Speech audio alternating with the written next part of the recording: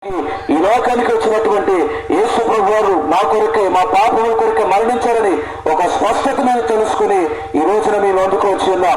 ఒకప్పుడు మీ వల్ల మేము కూడా ప్రభు అంటే తృణీకరించాం, అనేకులను మేము గాయపరిచి నిందించి అవమానించి సావుకులను ఎంతో దూషించాం, ప్రభు వారిని కూడా మేము దూషించాం. అయినను దినాన ప్రభువుని తెలుసుకున్నాం. ఆయన అన్నాడు, మీరు నా యొద్దకు రండి, నేను మిమ్మల్ని మాత్రం త్రోసేయను అన్నాడు. కనుక నా యొద్దకు వచ్చినంత మాత్రం త్రోసేయనన్న ప్రభు మమ్మల్ని చేర్చుకొని మాకు ఇచ్చిన గొప్ప రక్షణ మీరు తెలుసుకున్న కొరకై ఇదేనా మీకు మధ్యలోకి రావడం జరిగింది. కనుక మీరు కూడా మీ పాపను విడిచిపెట్టి ప్రభువుని నమ్ముకోండి. ఆయన మోక్ష రాజ్యం, నిత్య రాజ్యం మీకు ఇస్తాడు, రక్షణ భాగ్యం కలగజేస్తాడు. ఎలాంటి బాధలు ఇబ్బందులు ఉన్నది ఆయన నమ్ముతోడనే సమస్త కార్యములను జరిగిస్తాడు. కనుక ఆయన విశ్వాసం నుంచి తెలుసుకోండి, రక్షింపబడండి. నేనే ఆయన మీ వద్దకు రావడానికి సిద్ధంగా ఉన్న గట్టి కృప దేవుని అందరికీ అనుగ్రహించునుగాక. చాలా సంతోషం. ఇంతవరకు దేవుడు మాటలు చెప్పినటువంటి సౌరులను ప్రభు నెరవేని స్థితిలో ఒకప్పుడు ప్రభుకు దూరంగా జీవించినారు.